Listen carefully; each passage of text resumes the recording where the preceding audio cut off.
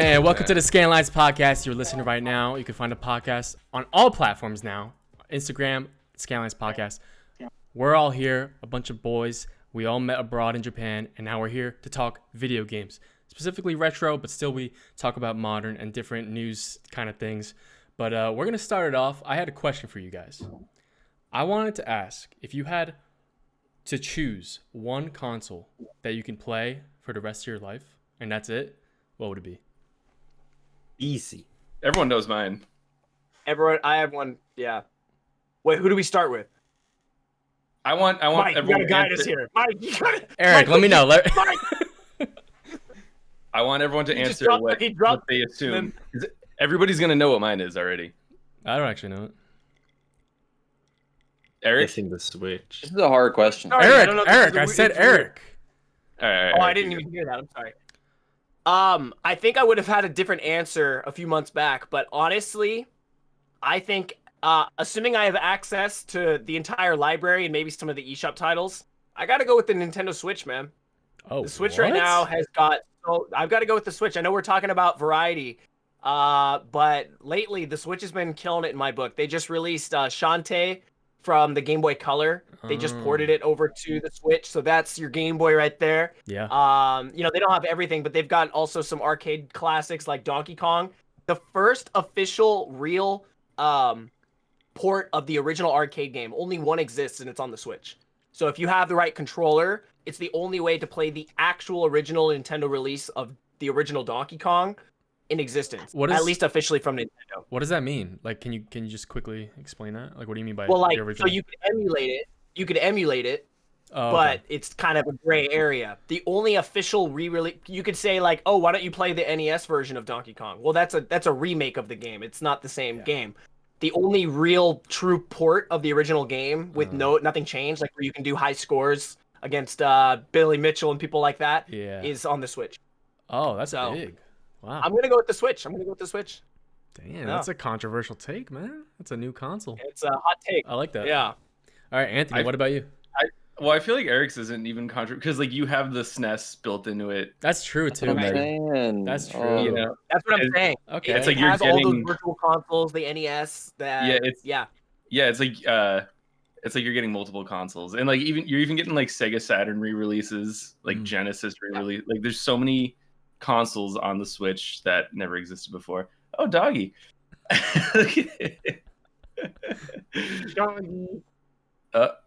Hi, bye, doggy. Hello. For me, Danny, like, did you not tell your girlfriend that it's no girls allowed on this podcast? Yeah, we gotta start including over. dogs. No cooties. Oh, he didn't hear us. Danny, it's no girls allowed. Oh, sorry. Wasn't here. Yeah, so mine would be the Switch, but since Eric did it, I gotta go with GameCube. Just because I play Melee every fucking day, and like that's not gonna change. So if I have that, like I pretty much am like set, and then whatever else is on the GameCube. And Billy Hatcher and the Giant Egg that I just picked up is like pretty cool. So would you never get tired of playing Melee? No. Well, if I don't have anyone to play with, yeah. But as long as there's like tournaments, no, I don't think I would. How many years has it been of you playing Melee? I started in December of 2014. Oh, shit. I went to my first tournament. Wow. Yeah. Well, that's competitive. I mean, I've been playing Melee since I was 9 years old. So. Yeah, forever. Yeah. That's cool, man. Does it still hold that the time same the documentary came out? Yeah, so I'm what's considered a doc kid. So it's people who watched the documentary when it came out, and then they wanted to play competitive. So doc kids were kind of like the new people in the scene. And now there's like a doc kid who's the best in the world now, Zane. Oh, wow. He's number one in the world. So doc kids are like considered like OG now. He was in One Direction, right? Yeah, exactly. Crazy career that guy has. All right, let's start with Sebastian. What about you? I mean, I don't even own a Switch, but I would pick the Switch. Damn, man. Not the Game Boy? What? I was gonna say Game Boy, but the thing is, like, what if the Switch integrates the ability to play Game Boy games at some point? At some point, yeah, probably, but like now. If Yeah, at I this mean, point, I would, man. I would definitely pick Game Boy Advance SP because I could play all the other Game Boy games behind True. it as well. That's smart. Not And DS. There's a GameCube with a Game Boy Player count, because then you get Game Boy. I just don't like. Oh I just, shit! Oh shit! Hey, I mean that I didn't Oh, say any right. specifics. I think that counts. You know. Or It like does a count. Nintendo DS Lite. You can play Game Boy and DS games. Yeah. but you can't now play. you can- You can't play Game Boy Color and Game Boy games on it. You can only yeah, play Game Boy true. Advance Yo, games. for on it. real, I'm True. gonna be real though. Nintendo DS like library is really underrated. It's There's insane. a lot of shit. But Yeah. yeah. It's so A lot good. of shit. There's a lot of good games on there, man. Yeah. The OG Yeah, they had like DS, Okamiden on there. The Okami Kingdom like Hearts. sequel. Castlevania. Yeah. SM64 on there, dude. I remember playing that. That was fun. Nintendogs, dude. Mario Kart DS. But if you get the Oh. 3DS, Mario Kart DS is hands down the best iteration of Mario Kart that ever came out. I kind of No have question. to agree, man. That's my favorite. As far as mechanics, as far as the driving mechanics go, absolutely. Even in the my opinion. online though, the online was pretty like. Besides the I'm- hacking, yeah. It was Yeah. good. But during like the early years, I feel like it was pretty like almost flawless. I don't know. I didn't have any disconnects or anything. So then you have to pick the 3DS, right? Because it can yeah, play that's, all. that's what I was gonna say. But you lose out on like having that Game Boy Advance Yeah. slot. But Yeah. whatever. Plus, Like DS games on the 3DS look like ass too, so you got to deal with that. Like it Yeah. works, but it looks horrible. Oh, They yeah, like yeah. shut it down, and it's like Yeah. it's not even that it's like just downscaled. It's like blurry. I remember playing Pokemon Black and White 2, I think, on my 3DS, and it was just I couldn't even enjoy it. Like I hated it. I was like, this It's is so cropped ugly. too, right? I can't- don't they like? I guess crop it is. Did you say cropping? Yeah, don't Yeah, they crop probably like cropped, yeah. because it's 4:3 think on it's the like- top screen. Yeah, it's weird. It's not perfect. It works, but it's not Yeah. ideal. I wouldn't recommend it. Danny, Yeah, how about you, man? Yeah, Danny. Just like based on the library and how many great games there actually is on it, the PlayStation 2, I think. Nice. That's my answer, dude. Well, Mike. there's like over 2,000 games, and more than half is actually good games. yeah. Yeah. Well, Mike, fortunately, the PS2 did sell millions and millions of copies, so Yeah, you yeah. too could choose PS2 as your console. True. There's a lot out there. How many titles does the PS2 have? I gotta look that up. And you can play PS1 games as well, right? Exactly. You know what yeah. yours could be, Mike? Yours could be the PS3 Fat because it plays PS2 I was thinking, and yeah. PS4. Oh, But if the it yellow lights, then it's gonna be. It puts, Over 3,800 Following, games, dude. That's crazy. It's crazy. PS2. You say 3,800? Yeah. That's insane. Holy cow. That's insane. How many Following of those up- are like arcade games, though? Did PS2 even have that? No. Arcade? Like re-releases? Yeah, like re-release stuff. I'm sure. Yeah, a bunch of them is. There Yeah, was, they have some like collectors. collections of arcade games. Yeah. Yeah. I mean, that's the beauty of it. There's a lot of shitty And- games on the PS2 as well, though. Yeah, I feel like I mean, that's with every console though. Even like Yeah, older shovelware ones is too. inevitable. Yeah. On Snow Except White for like game. the Wii U that has like 38 games. Oh, I know. The Yeah. Nintendo Switch right now is experiencing some shovelware on the eShop. Like do you guys see the calculator that got released for $10? No. What? What? On the Nintendo No. Switch, there's a game called Calculator, and it's $10, and it's $10? literally worse than your iPhone's calculator. I kind of want to buy it just Yeah, right. like, Do they have a just to physical? have it. Don't support it. Don't support it. Wait, I'm gonna look it up. I got my Switch right here. I'm gonna Imagine look they it had a up. physical Here's copy. a physical. You have to buy the physical. Yeah. How about that? Oh, if that's on limited run, I'm buying the deluxe edition. It comes with a calculator. That'd be so sick. But if they actually released a version of a calculator game that was Yo. like your TI Instruments calculator, Yeah. wouldn't that actually be pretty useful? Yeah. Yeah. Like you could hold it up Yes, it would. vertically and touch it What and if do graphing and stuff. they make like this could be like a probably maybe that's where Nintendo's gonna go, but like a future console that has like the rails, but you could attach like different controllers or something. Oh, so this is the scientific calculator. So I don't know if you can see this, but they have like Dude, that- all the Dude, that looks like Wait, iPhone 5, dude. yeah. That looks like Wait, did you iPhone buy it? 5. The screenshots are literally just the same thing, just different numbers typed in. wow. I don't think Nintendo really does quality control on their eShop like submissions in terms of like it's like anybody can kind of upload, right? It's starting to feel like Steam a little bit, where people just make these shitty Unity games and like somehow make it on, which is kind of strange to me. I mean, the 3DS eShop was just garbage. It's interesting because back when Nintendo basically took video games and saved them, like almost a big shout out to Nintendo, maybe not single-handedly, but back, contextually, back in the late 80s, video games were so oversaturated with shovelware that it basically crashed, right? The famous video game crash of the 80s.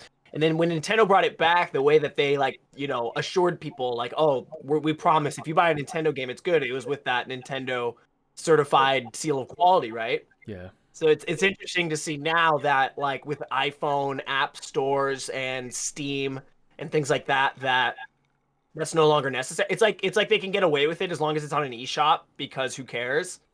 It seems, but it's so kind of reverse from where their strength was in the beginning, right?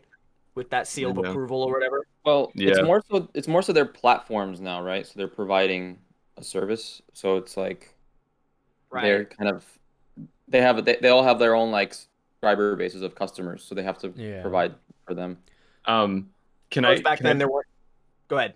Oh, sorry. I was just gonna give some background about the publisher of Calculator, because now I'm on their publisher page, and they're known for such software such as drums, piano, bowling, chess, checkers, like they just make like the most basic like tabletop. Did they make that Party Pet game that Eric bought? No, I think that's Nintendo, right? Who did the 51 games? That game's actually pretty good. There's some. I have some serious complaints, but it's a good game overall. It's pretty fun. They have rainbow corns. They have a guitar one. That's cool.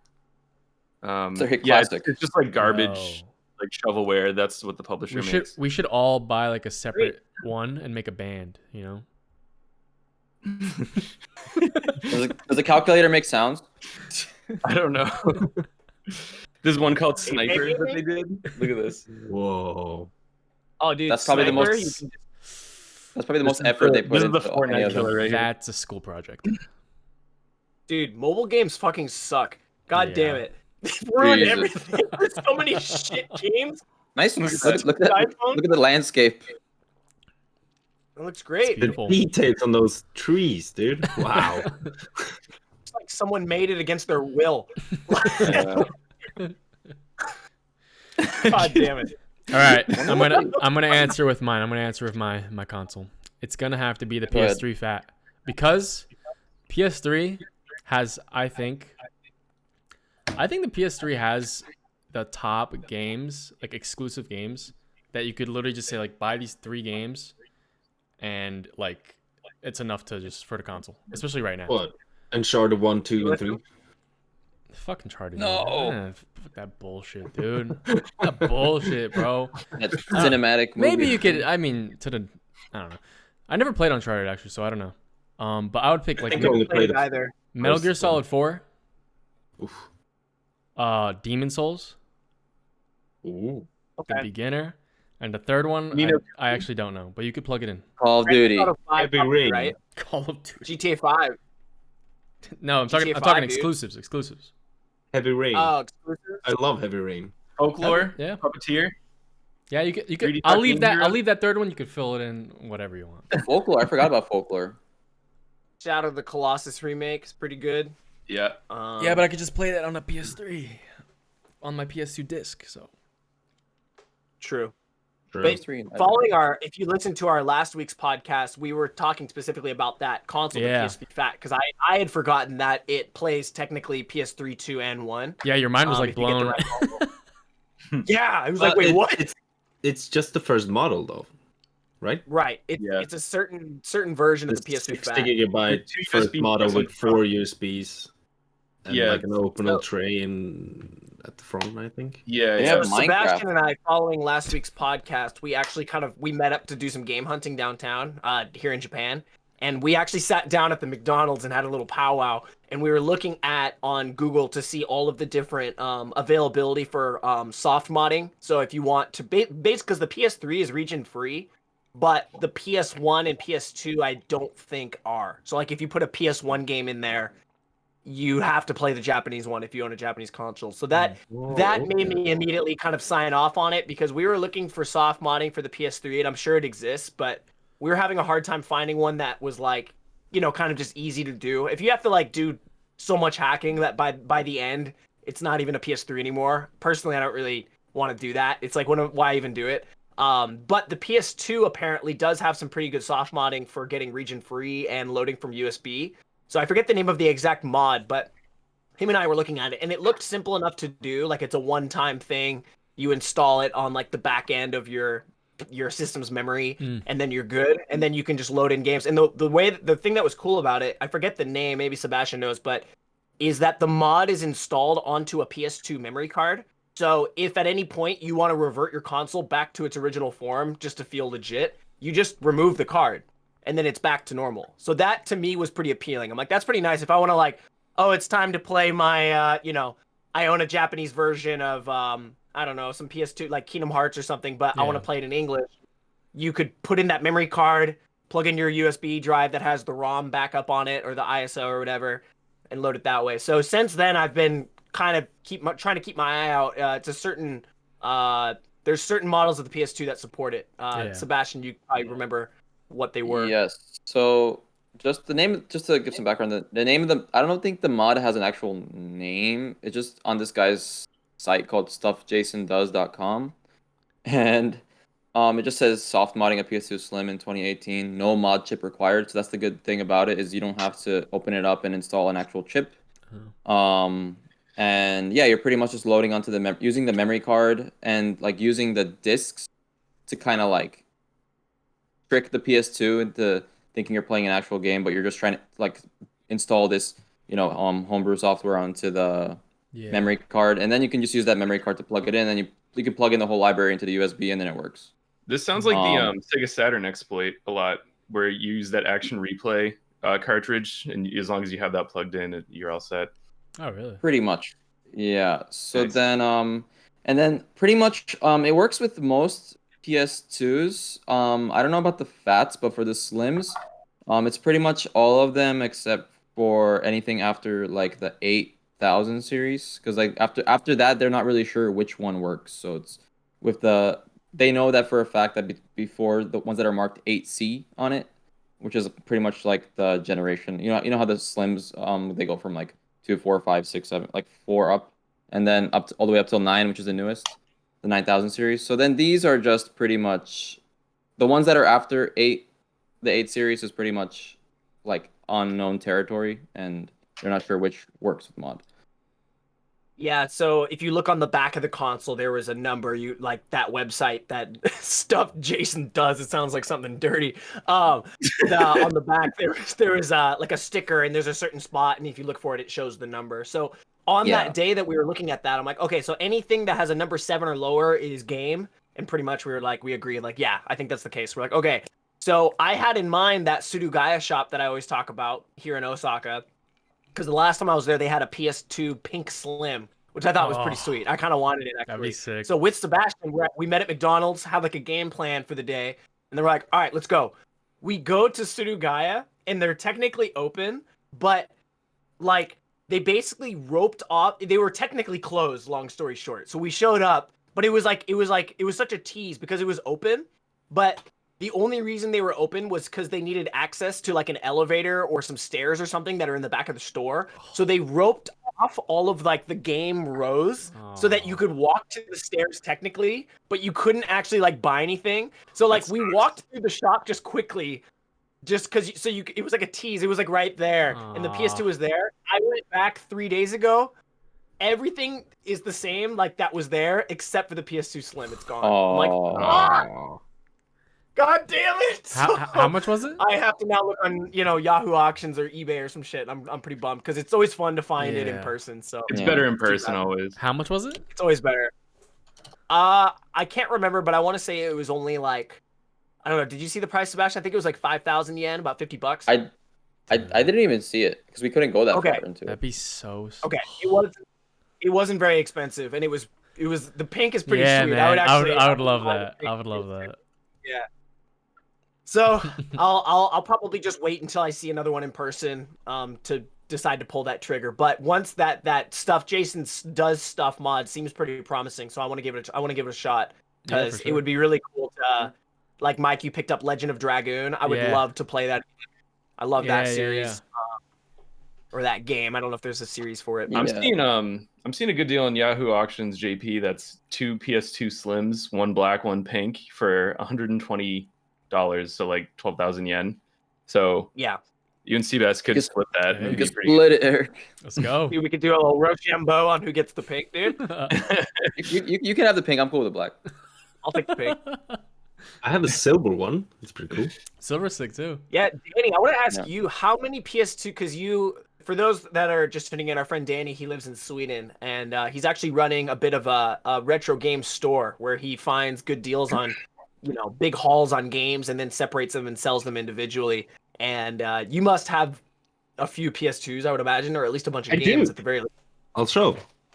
Would you mind grabbing those and we can show those in a sec? That'd be cool. Yeah. I want to take a look at Yeah. Dude, PS2. no hate to the PAL Boxes. boxes. That one? Oh.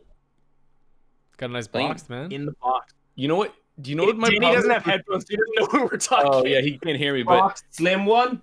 oh, that's cool. He's like yelling. Okay, Anthony, keep going. No, I'll wait for him to come back because I want to hear his opinion on it. limited edition. Oh, That that's one's sick. That one's really cool. I love Jack and That one. Daxter. It's just a fat one though, but with the game, I guess. love the it's just the fat. box that's different. Dude. That was my Jack shit. and Daxter and Ratchet and Clank. What a fun series. Those are so fun. Those I are my love Jack favorite, Daxter. man. Were they both in? No, one. Jack and Dexter was Naughty Dog, and Ratchet and Clank was Yeah. Insomniac, right? Yeah, I think so. I love both, man. Oh. All right, And then I have Danny, I like, like got a Ratchet question and for you. Clank. I have 3 Danny, fat ones. It's Sorry, what? Danny. It's so funny because you have the headphones. So like, you take off the headphones, and Anthony was about to say something, and like in the middle of a sentence, you're just like, PS2 Slim in the box. So That was one of funny. the things that always bothered me about PAL PS2 games is the spine art, because they're all just white, and you can see it behind you. Oh yeah, I know. Or well, the platinum editions, like I don't know what that is, like the re-releases of the same game, but with the greatest it's hits. like silver. Yeah, Yeah. they're called platinum in Oh, okay. PAL. Then. Yeah, the Yeah, five same the problem. 5 games in the library that ruin it. And that's You what can see one in the middle. I think it has a black border. Yeah.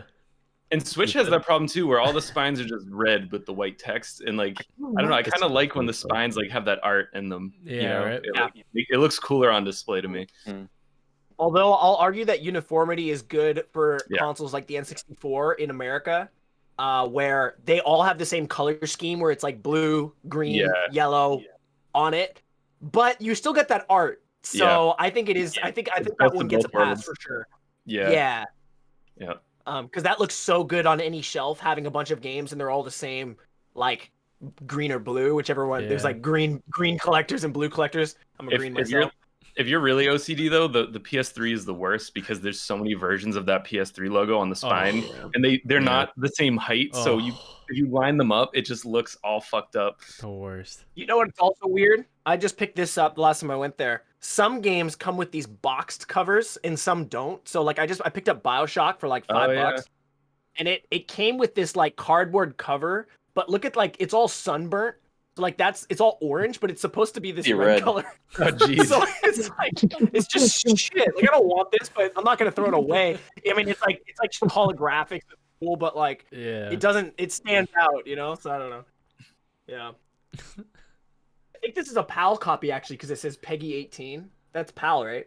That's PAL. Peggy Yeah. 18. It should say in the Peggy. front. I think. I'm not sure Danny, what who's Peggy Peggy? is actually. Who is Peggy? Peggy? Yeah, who is it? It's my ex-wife. I Pegged her with my leg. Oh shit. So We we've can speak about answered Peggy. what consoles we would pick up or we would want for the rest of your life. A couple PS2 folks in here, some Nintendo Switchers. But does anyone want to show off any recent Just about game to say. pickups? Let's do it. me. Danny, it's been a while since we've had you on. Let's have you go first. Yeah. I had some cool stuff. Came into the store. it's basically just new stuff actually. Ooh. We have Like some see Switches. stuff? It's been a crazy week for Switches. So a regular Switch Lite, Nice. Oh. and I already own a copy. So it is going on the store. The Pokemon edition. Oh, nice. Oh. Cool. I like that That's version. the light. Yeah, That's the Lite. Lite? Okay. That's the Lite. And speaking of Switch, we also got this. Whoa. Demon Can you Mushroom. describe it Ex for our Machina. audio listeners? Demon X Machina, what's it called? Orbital Limited Edition. So Oh, basically the shit. collector's edition. Is that game good? I don't even know. That game didn't What get is much that? I have love. no idea. It's a mech action game, but it did okay. I don't think it like really like did that well. Uh-huh. Um,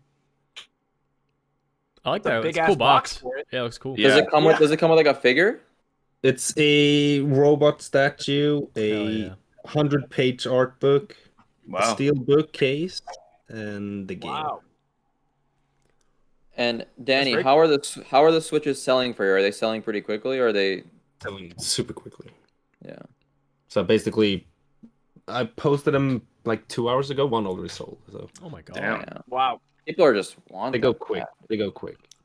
They're still sought after, I guess, following COVID, man. It's still They are. They it's are. still yeah. not the demand's not filled yet for sure. Same Yeah. in Japan. All the used consoles in box are about 400 when they sell brand new for 300 usually. So it's still about $100 marked up right now. It's Danny, you weird. ship to Yeah. US, right? Sorry, what?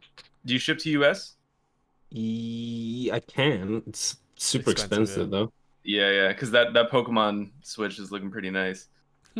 That's I love that the Switch isn't region locked. It's awesome. yeah. You Yeah, got it's a new pretty good. customer there, Danny.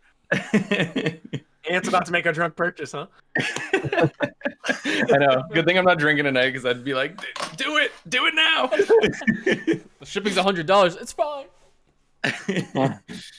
I also got the best classic mini console. The SNES. Nice. Oh, there we go. Nice. Dude, that version, I love the PAL and JP Mm. awesome. design. It's so much better. Yeah. What do you like better, just the way it looks, or Yeah, I just think it has like a cooler looking design. I hate the boxy look of the American version. Yeah, I agree. But Dude, the controller. I gotta disagree with. I think the North American Super Nintendo controller is much better than the Super Famicom, though, because the Famicom, all 4 buttons are like beveled out, and they're Yeah. like they feel Uh-huh. plasticky and toys. Yeah, The they're like North American convex one and has, concave. Yeah, the Yep. North American one's the only one that has the 2 Ah, in yeah. concave. Oh. Yeah. That's true. So that's the only big difference is like when you're playing Super Famicom, the colors are cute, but it feels cheap. It feels super plasticky. Like I don't like it. It's like this is weird, but this you get that grip. So when you're holding down and then Yeah, pressing B, yeah. like it feels really nice. Yeah, So that makes sense. it's a small pet peeve, but I Yeah. think the Super Famicom Especially got console that looks classic better. right I there. agree with you. You know what You gotta use this controller though.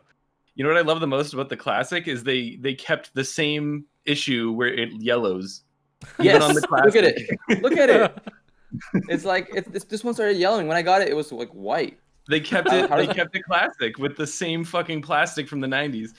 Yo, They probably And had I like a can't- backlog of them and just melted them down. this doesn't look. This is the under. This is the top. It's always the top Damn. part too. I don't know what the Always fuck. the top. And this is not in sunlight. This is inside like a cabinet. Like it's like like stored It's away. so There's no weird. sunlight hitting it. It's gonna That's what start... happens when you're a chain smoker. Ooh, I know, right? I gotta stop. It's crazy. that's a sign. I thought the yellowing only happened from smoking households. That was my theory. I guess that's not true at all. think Me it was too. the The sun as well, right? Yeah, I thought the it was I think the it's- sun. It's not the sun because this does not touch the sun at all. Stop smoking. Not- I think it's oxidization. Yeah, it's oxidizing. Yeah, Oh. could be the paint or the weird. plastic. You can there's like a it's not bleaching it, but there's like a solution you can dump it in to Also, purify it overnight. UV lights. There's, like, Oh, lights retro you can bright. use. Retro bright. Yeah, the UV retro lights. bright. There you go. Yeah, those Yeah. like LED lights that are like that cobalt blue Yeah, light the- looking. Yep. Yeah, Ultraviolet. yep. I'm sure your Sometimes they turn out girlfriend pretty will well. love you investing money in a light station to de-bleach your Yeah. games. To Throw, throw all the clothes Well, out of the her thing is- closet. The thing is, girls use those for their gel nails, and then they can Ooh, babe. you can share. You know. Hey, babe, I could share on next order. Sharing is caring. Sharing is caring. Hey babe, can I whiten my Game Boy in your nail thing? No, we could do it together. Do the reverse. You go, babe. I know you're always doing your nails. I just want to buy this for you. And then just don't mention it. And then she comes home and you got like 6 consoles like underneath it, like suntanning. Like It's like a whole. It's like 10 rows of lights. I got my Game Boy like cartridges in there. like, they're like swinging from the ceiling. Yeah. Okay. Sorry. Who wants to go next, Mikey? I raised my hand. Mikey. I got a pretty. This is a pickup that hits very close to home. This is a game I used to play and Sebastian used to play. I know where this is going. A lot. And it's one of my favorite titles on a Super Nintendo. I'm on the edge of my here. Super Adventure Island. Wow. Boxed.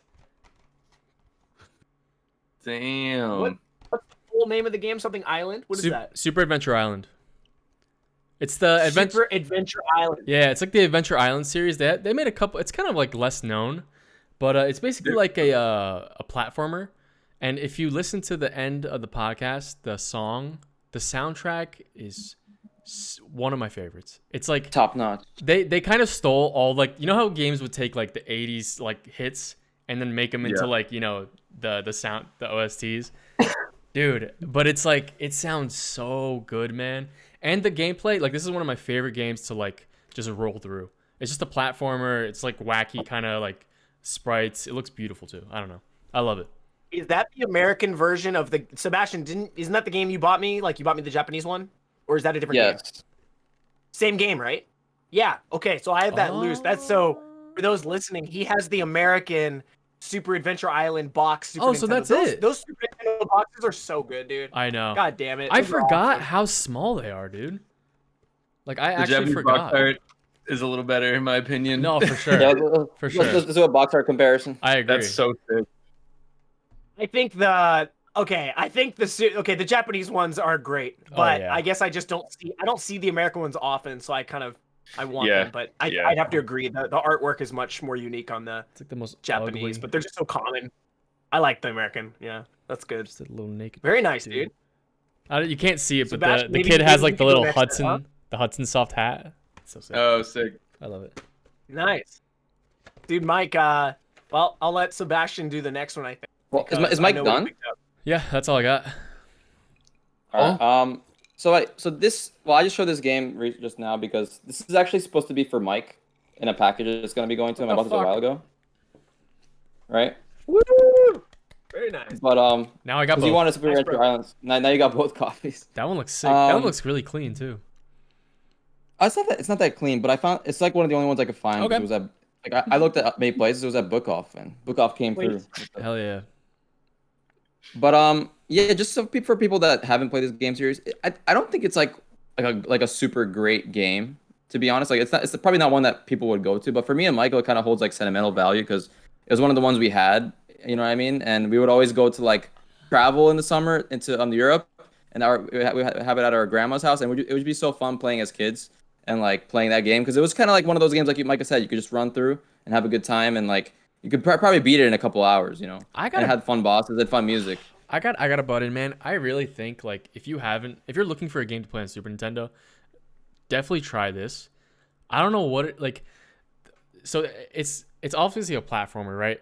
Like Mario, Sonic. It's like comparing to all this shit, but it's its own lane where the movement is like not like other platformers. It's kind of like more slidey. You also have like a weapon that you have like different types of weapons. You have like a hammer that has like an arc shot, and then has a boomerang that goes back and away. And you have different types of weapons and shit, and you can like upgrade them to throw it like more. Like the more you collect, the more you can like throw. So like I don't know. I feel like the mechanics are like great. You know what I mean? Like I actually think it's a really great game. It's fun. Boss fights are really good, and the levels are really good. The enemies can be cheap sometimes because you don't see them coming sometimes. Yeah, but that's the fun of it, dude. Yeah. All right. Then let me finish. So this is something else. So this is for you, Mike, right? But this is something that I just picked up with Eric last week on Monday when we were in Super Potato because Super Gaia was closed. Uh-huh. So to go with your boxed Japanese version of Super Adventure Island, we got the official guide. Oh, what? Oh, that's cool. What? This guide is very interesting. It's very good condition. It's like a pretty clean. There's nothing wrong with it. It's like super pretty nice. new. Smells Wait, it's good. like a game guide? Yeah. Oh, it's much more than that, Michael. It's much more than that, guys. Let me show you. Let me just show you what's in here. This is pretty interesting.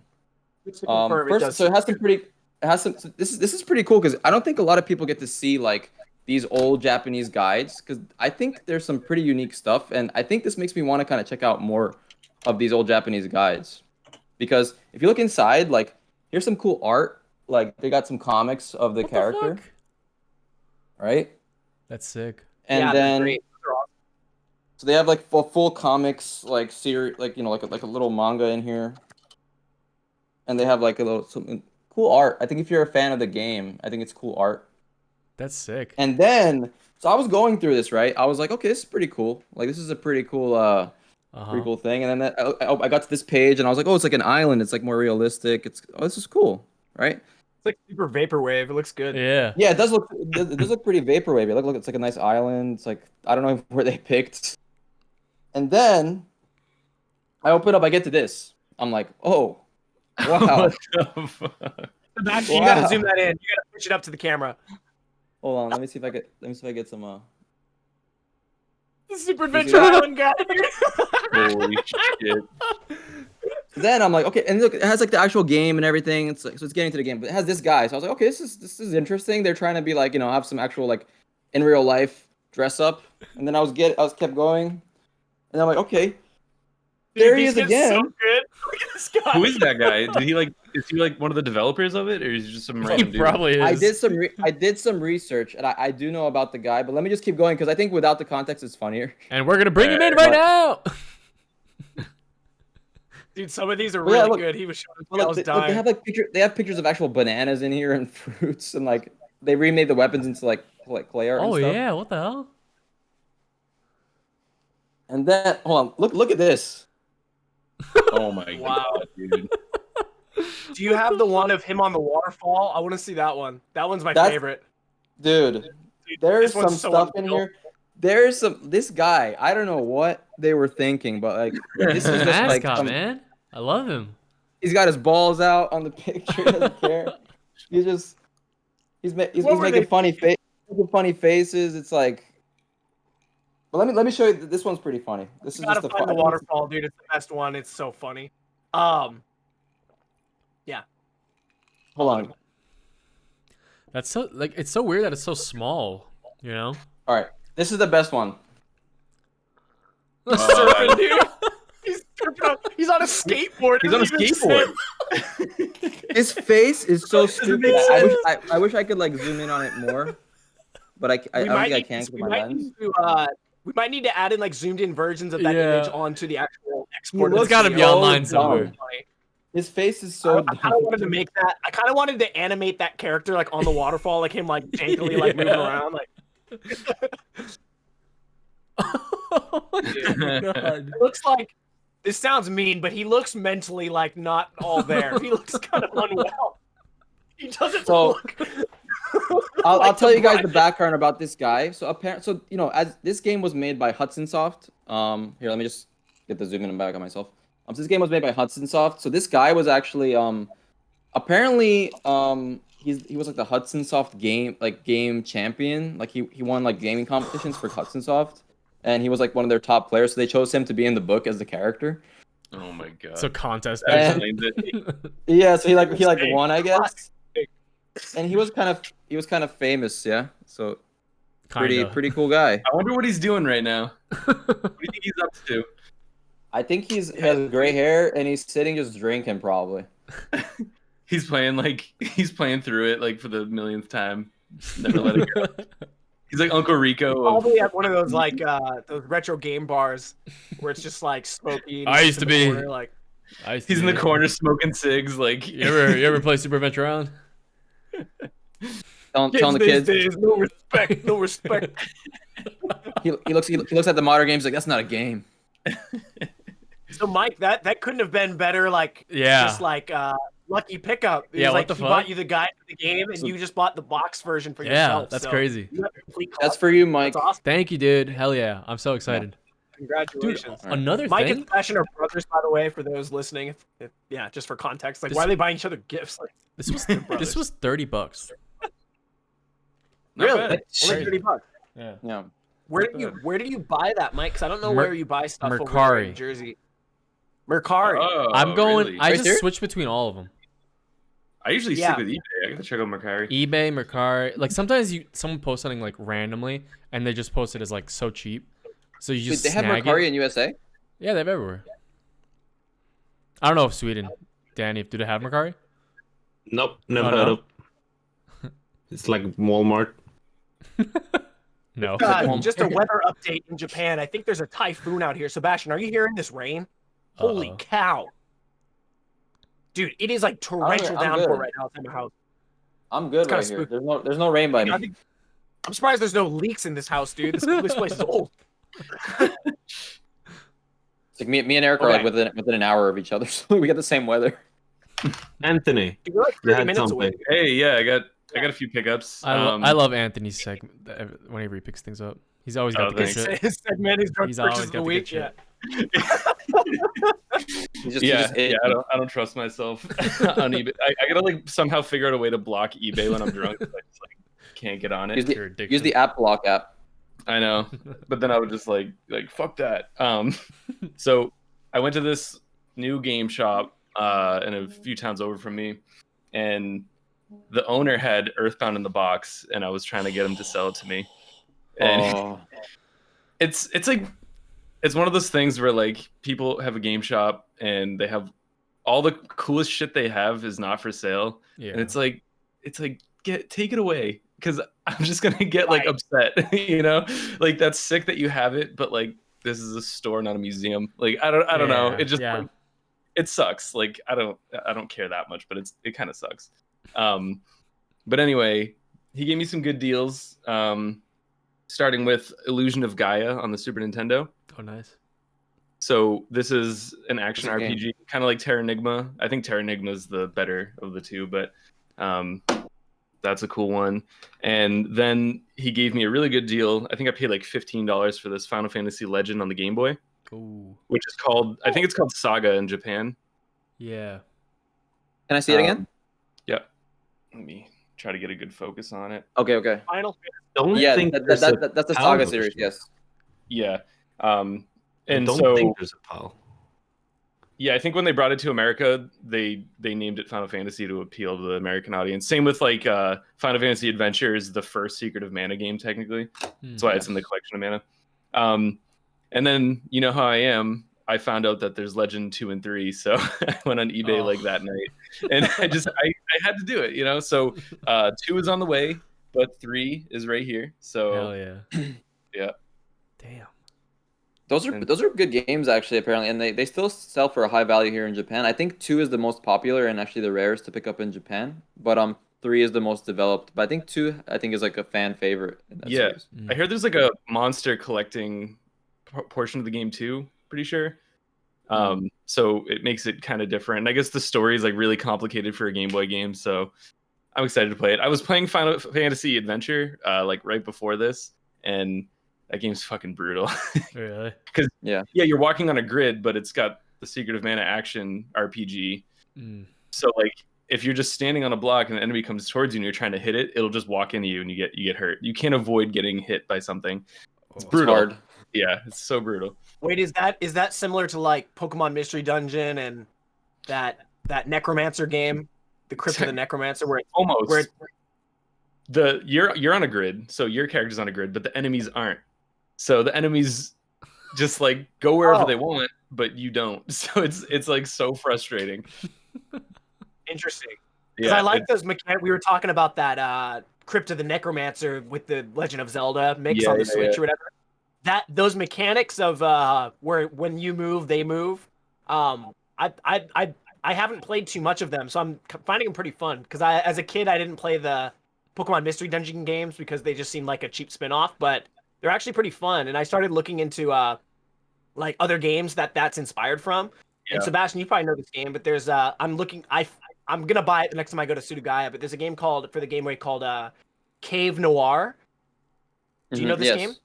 Yes. Yeah, so that game has those exact mechanics where when you move, they move. So but it's really old. So those games you're showing kind of remind me of that. That's Like cool. it looks similar as far as the Did that like get the an cave American design release? and stuff. Do you know? Let me take a look.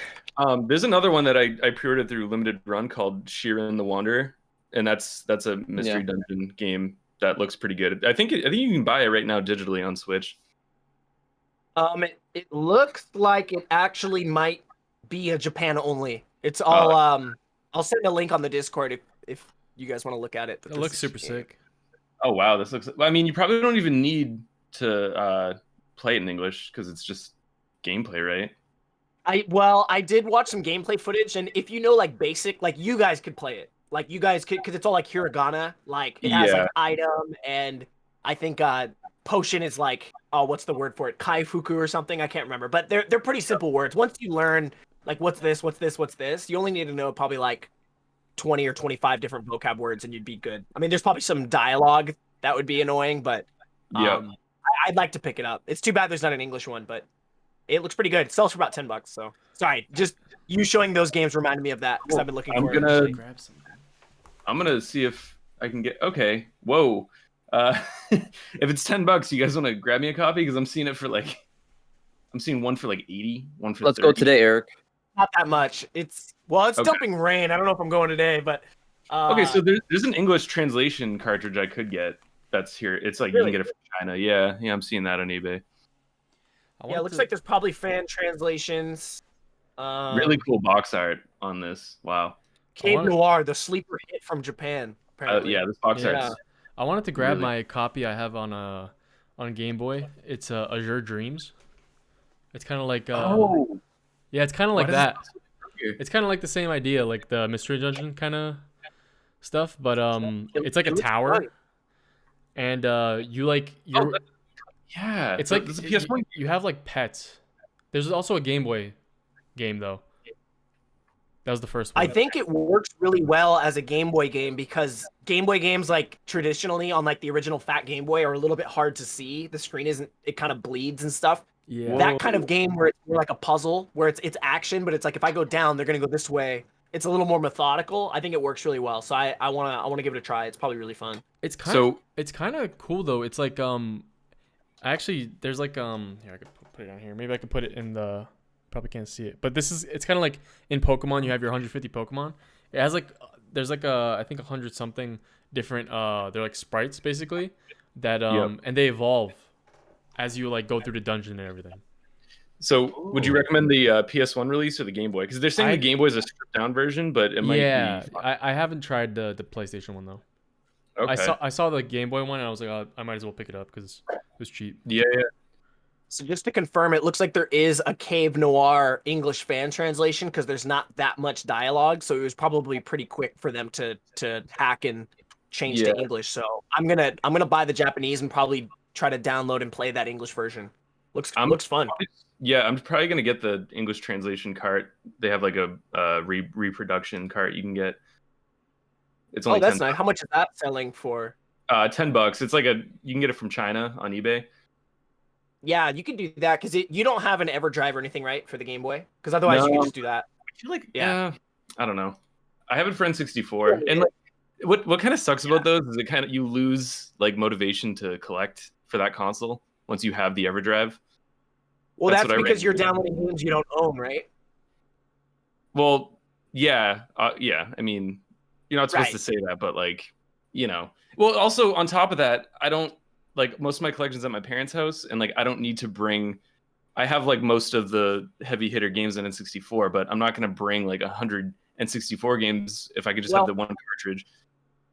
Well, that's what I'm saying. Is that's where I would argue having the EverDrive is really nice, even if you like at least like because you were saying once you have the EverDrive, you lose motivation to collect for it. But if you only put games on it that you own, you can leave all your games at your mom's house, but load all 150 games or whatever onto the cartridge, and now you have it.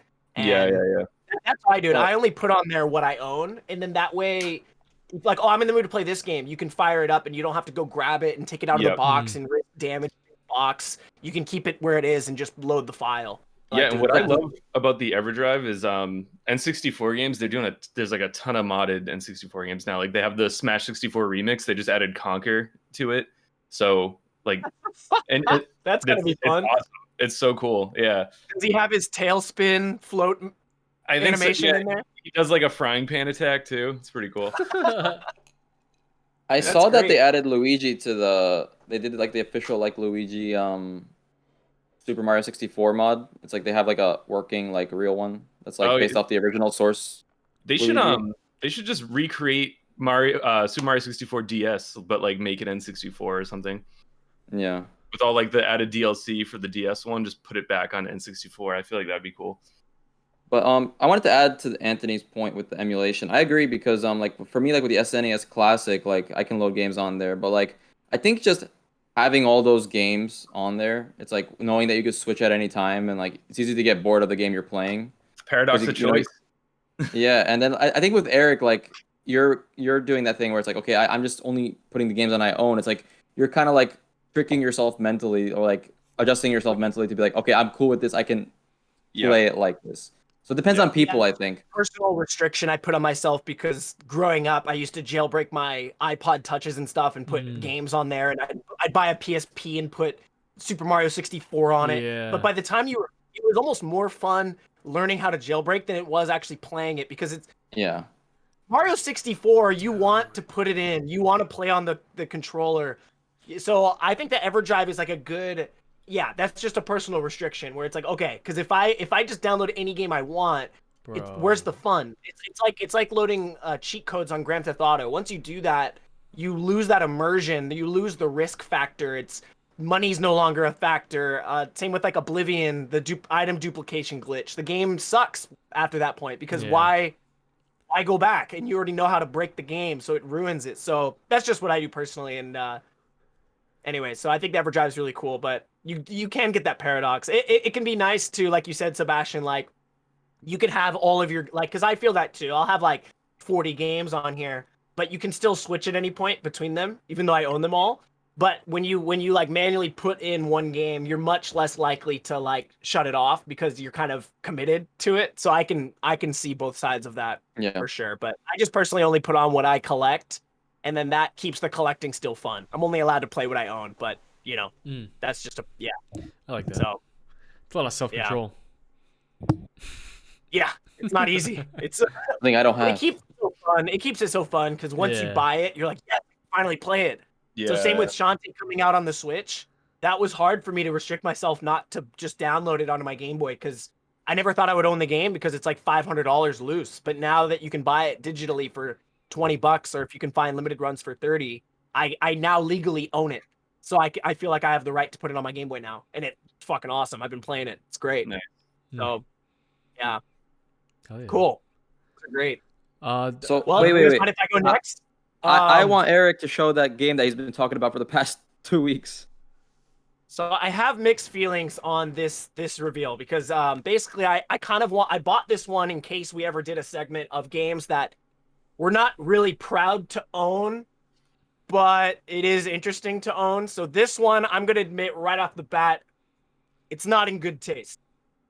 There's nothing, well, I'm just going to go ahead and show it. But in Japan, dude, I'm sorry, but it's seriously so torrential downpour rain. If I'm shouting, I apologize. It's so loud. I don't hear anything. I can barely hear anything. Well, you guys, my mic's not picking it up, but like in real life, it's like thunderous. It's I might get some headphones or something. I can't hear. Akin to games like Fire Emblem and Advanced Wars, there's a lot of like kind of like strategic battle army, where you control the army sort of games, simulation sort of games. Well, look at that. There's also some kind of realistic versions of that. And in particular, there's they also really like World War II. Oh. And I saw this in the box for the Super Nintendo. Oh, I know what it is now. I know what it is. I know what it is.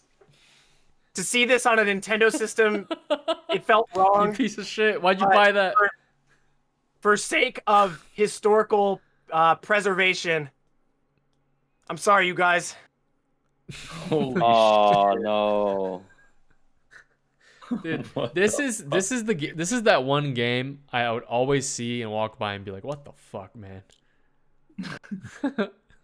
That's how you know you're at book off. It's Adolf Hitler on Super Nintendo box right on the freaking cover. It's not even like in the background. It's not even subtle. Nah, it's literally like he's the biggest face. you're Adolf. And the best part, I think, the only redeeming factor in this is the game looks like ass. So I'm never gonna play it. I'm never gonna fire this up. It looks horrible. Is it actually called Adolf Hitler? Super Adolf Hitler, right? Dude, Super it's Adolf. it's called Barbarossa. Kidding. It's called Barbarossa, which was apparently like a famous Pirate. battle. Yeah. Like they Yeah. were fighting over control or something. So I think there's some like, it looks like there's a Japanese general on here and Stalin and oh man, it's just All the big there's all the nothing big about boys. but it was like $15 and I was like, you know, I don't know. For the podcast, I know it's in horrible taste, but Imagine parents I'm gonna- bringing that home. yeah. So sorry to bring this Sure on is. the podcast. I don't want to taint our image at all, but let's not include this one in our highlights, huh? Let's just keep it. But that's the only reason I bought it. It says historical war simulator, Oh god. and it is a part of history. Not proud of it. This one's going in the back of my closet. At least you have a good conversation starter. If somebody looks through your game collection, be like, I wouldn't "What call are it a these good games?" conversation starter, but it's a conversation. How I want to start conversations. I in no way support what this man did. When someone asks you, Eric, they're like, "What's your favorite game?" Give me 1 second. But it is interesting that I don't know. It's like, all right, we can get off this topic immediately following this, but it's like you would never see this in Yeah, America. in America. No way. Never. No way. Not It's even a interesting, chance. yeah. But historically, and I mean, they were sided with Nazi Germany during the war, so Yeah. it's like it's okay. But it's just so interesting because you find games like on Nintendo where like they would censor anything religious, like games that had like a cross on a crypt or Yeah. something. Some games would remove that in the PAL. I think in the PAL regions there was some examples of some games that did that, but they can throw Hitler on a cover, like it's so Well, I don't know. It's Japan, just man. like It's Japan. I know. Anything goes. it's like the moral Oh, is just like, different. And I remember when again, I'm not proud to own it, but figured it was worth like Yeah. just showing like This- it is interesting that This is it a good exists. segue but- into a point I want to bring up about like censorship. So I remember when Ted came out in Japan, they actually cut out like every scene that had to do with marijuana in it. They cut that out. And Oh, I surprisingly. actually just bought I just bought like a Pokemon card, and I specifically bought the Japanese version of that Pokemon card. It's called Sabrina's Gengar. It came out in like '99, I think. Yeah. The Japanese version of it has tombstones in the background that are crosses, and the American version, it's just totally blank. Like the background is just totally blank. So there's certain things that Japan's sensitive to that we aren't, and vice versa. So Yeah.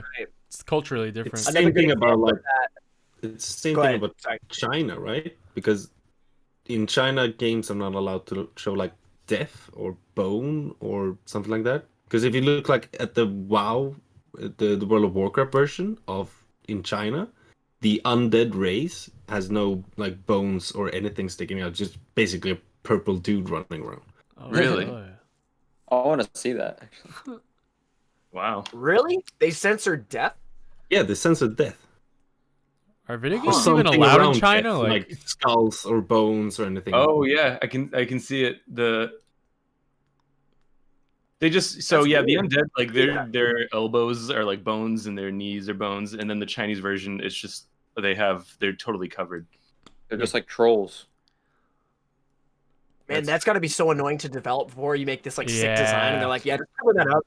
I just know. cover it up, please." No death. Uh, No death. Please. And then just very quickly, you were mentioning Mercari, Sebastian.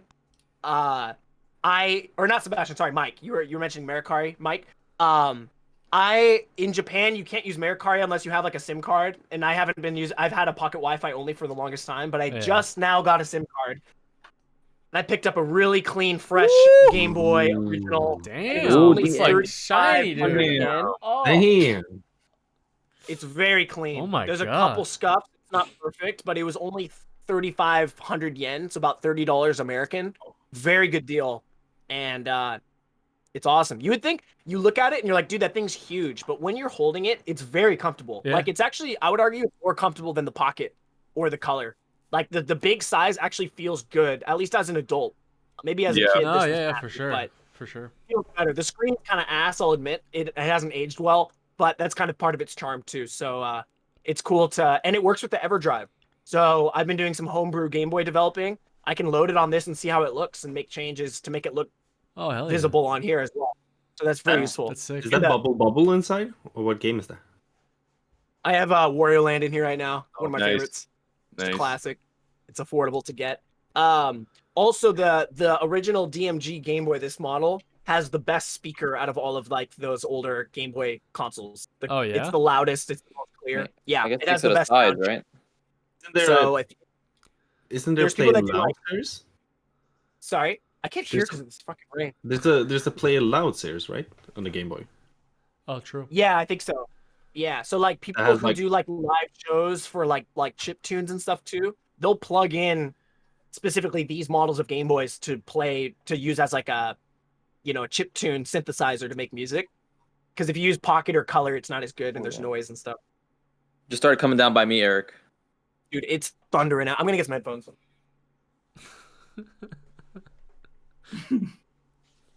Just, Is just it so you a guys know, window that you're covering up, Eric? I don't think he can hear you. Oh, you can't hear. I want to see So it. Say again? Is it a window behind the curtains? Yeah, but I don't want to show where I live, so I'll show you personally later. yeah, just so you guys know, in Japan right now, it's just literally it's like the second day of the rainy season. It came earlier than ever this year. Usually it comes in like June, but it started in like mid-May. So usually Japan around this time of the year has like a few weeks of just like rain every day. Hmm. Isn't spring like the best season in Japan usually? Easily. Yeah. That and the fall are really good. Spring was awesome. Like there was about like maybe only like 2 or 3 weeks of really good weather. So I was going out jogging and I was like, oh, this is why I love Japan. And then immediately rainy Yeah. season. It's like, fuck this out of here, dude. Yeah. I wanted to switch gears a little bit and bring up like a topic kind of question. Yeah. I kind of wanted to get into. Obviously, I think it's things have been getting kind of in terms of just like in general like gaming and how games are kind of evolving. I feel like definitely like generations of like with the console wars and everything, and how I feel like now things kind of mellowed out and everything's just has its own place, has its own lane. There's not really like a battle to like be the best kind of like the number one console. That's not really like a thing anymore. But do you feel like games are progressing in like how do you feel about like game, because we obviously still go back to all retro and stuff like that, right? Do you feel like games are getting less interesting, or because they're becoming like more complex or more realistic, that they're becoming less interesting? Or I don't know, what do you guys feel about that, Eric? I feel that the games that I tend to buy that are modern are usually the games that are like $30 or $40, like the kind of like the smaller mini games. For example, the Nintendo Switch has coming out next month this game called like Game Developer Garage or something, where it's like game development simplified, where you just drag and drop things. I'm gonna pick that up because I think it's selling for like $40 or $30. It looks cool. I tend to buy games that are a little bit like the new Pokemon Snap. I think that's another reason why I really like that kind of game, is it's quick. Yeah. I get in there, I play for 20 minutes, Yeah. and I'm good and I'm done. So I tend to steer toward those kind of indie games or those like smaller scale games. Yeah. The AAA games, man, they're all Fallout 3, Skyrim, fucking Sekiro, Dark Souls. They're all open world, massive. And now I guess that Dark Souls thing is pretty trendy now with Sekiro and a lot of those games. They all feel like these huge open world, but way, way too overwhelming experiences. Witcher 3, great games in their own right. Yeah. But I never feel like I want to fire it up, because I know like people are like, oh, I've sunk 200 hours and I'm still going. That to me is not enticing at all. I'm like, that's cool, but like, who has the time to do that? Like, I mean, make time for it, of course, but I would much rather like it's stressful for me to see a game like that rather than like I can fire up a game that I could play for 1 hour and feel like I made a lot of progress personally. So I feel like all games are like that. So Anthony, go ahead. Yeah, and so I think there's a lot of great open world games like Breath of the Wild, and follow like all those games became like the standard of like a good open world game. But I think for a lot of there's like a criteria that I think a lot of AAA companies need to meet. Like for the new Assassin's Creed games, like they're open world, so it's like people feel like they're getting their money's worth, but a lot of the time the filler content is so simple. It's like this algorithm that they're pumping out of like side quests that it's just busy work to just fulfill that checklist of like, oh, it's an open world game and it's filled with content, but that doesn't mean it's good content, and that's a thing that a lot of like these AAA games are missing, is good content in their open world games. So yeah, go ahead. I guess. Sorry, we're ping ponging, but I was gonna say I haven't played through it, but I've been watching some of the gameplay of the new Resident Evil 8 game, and I think I don't have an opinion on the whole game yet, besides the few hours I've seen. But what I will say is it's definitely a lot more of like kind of it's guiding you on a path. You're not like, all right, go run around and kill zombies and get lost and open world it.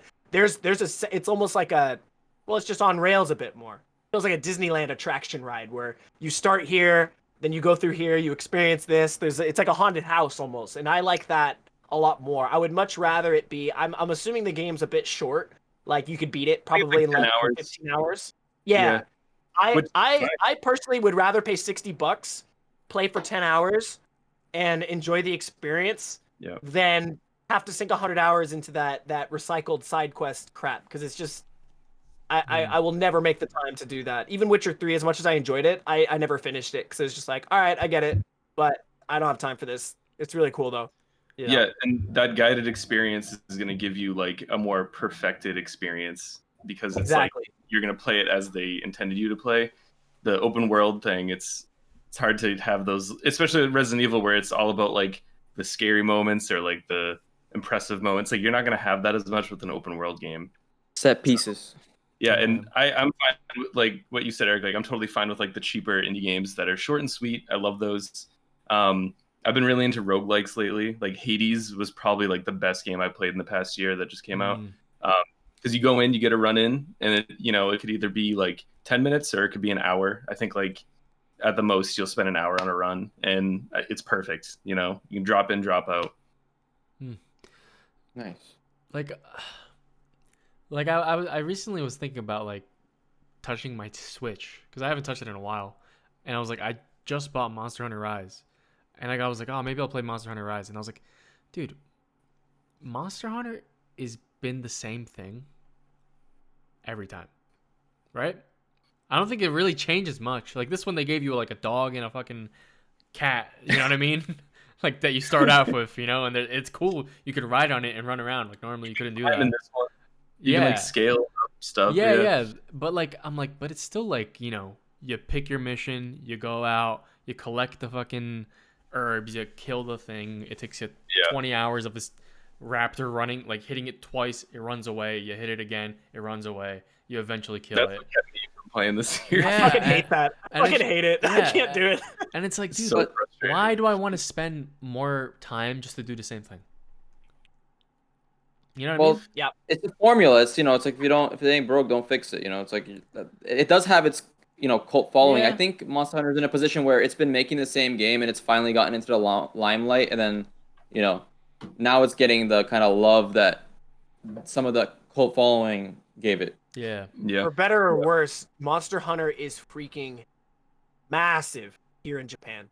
It's huge. It's easily the biggest series right now, without a doubt. Yeah. So it's one of those, if Sony's if it's doing that well in Japan, we're gonna see it's gonna be around for a long time. I think because it's just crazy. They love it here. You know what's crazy? And Monster Hunter in Japan was kind of almost like same kind of like Pokemon. It's kind of like a social game where it's like people will get together and play Monster Hunter at places. Yeah. And with the Monster Hunters now, you can you all partied up together and fight some bosses and shit. Which I'm like, that sounds cool. But in America, no one's really ganging up to play some Monster Hunter. You know what I mean? Yeah. I haven't seen it. Obviously, if anyone's listening, we're gonna have some Monster Hunter fans, but I agree with you. Yeah, Like on a yeah. whole, No, there's not as many. I'm gonna say it's players still as like there a are good here. game. Yeah. You know what I mean? It's well polished, and like I think this is the best one. You know, but I I mean, don't know. It doesn't I got make me friends that want to are- play. Like, Yeah. Yeah. I What got was the friends that special? are playing the OG. I got friends that are playing the OG, like Japanese version on like their PS2s. Oh, really?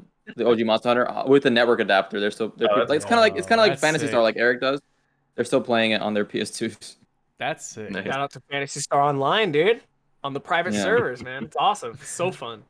Yeah. But I wanted to give my opinion on the game thing. So in terms of games becoming interesting or not, I think for me, what I look for in a game is kind of two main things, which is if it's like an actual complete game that's being sold, not something that where I have to like, because I don't necessarily want to buy a lot of DLCs and stuff like that. I want to buy just like I'm more of like a single player gamer. I don't really play online so much. So something like Final Fantasy VII, like the remake that came out recently, that appealed to me because I know I'm getting like a high quality game that's kind of like based off a classic, and then I'm getting a full experience kind of. Even though it wasn't the full story, it still was like at least like 70, 60 or 50 hours of gameplay where I could like enjoy myself, you know what I mean? And like a nice, and it wasn't an open world either, right? So it's kind of like it's more guided. I'm in it. So one thing I'm in it for is I'm in it for the story, because I like story based games like Yakuza and stuff like that, and then also the gameplay. So when I'm buying a game, if the gameplay looks interesting to me and it doesn't have that much of a story, if the gameplay drives it, that's fun too. Or the story has to drive it for me so I can have a reason to play. Because stuff like Red Dead Redemption 2, where it's like it's this open world game that also has a deep story, but then sometimes these games, like they're considered good games, but you have to invest so much time into it. Like when I'm playing Red Dead, I got to play like at least an hour, or I'm not making really any progress either. Mm-hmm. But then there's games recently that catch my eye, like Biomutant, which is a modern game where it's kind of the gameplay looks Yeah, interesting. what is that? It looks it's kind of you're kind of like an animal. It's kind of like a furry type thing where you're running around. It kind of looks But- like Just Cause, but like more interesting setting and character. Well, you're like Mike shut the Zoom. Let's go. Mike shut the Zoom.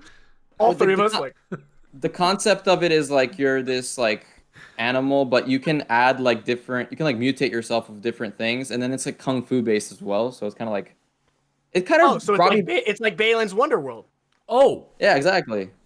or Balin's Wonderland.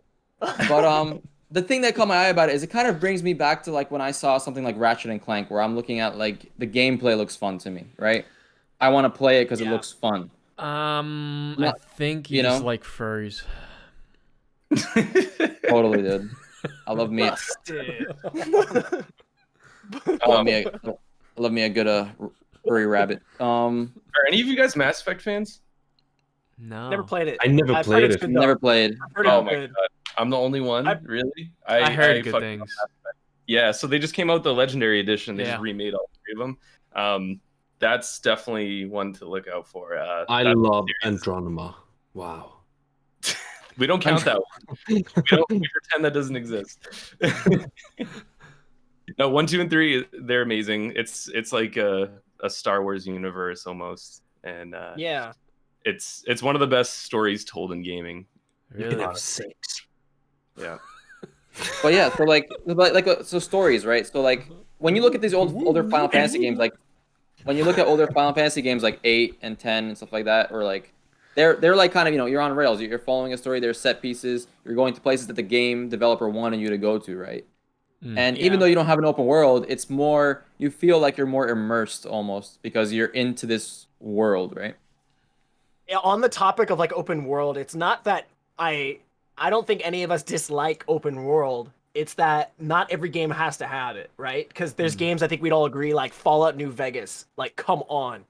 It's like one of the best fucking games ever. It's filled with bugs. It's not perfect, but it's such a good experience. But it's an open world done very well. It's not on rails at all, but I think they're good enough at developing the game to kind of nudge you where they want you to go. But you have the freedom to do whatever you want. But man,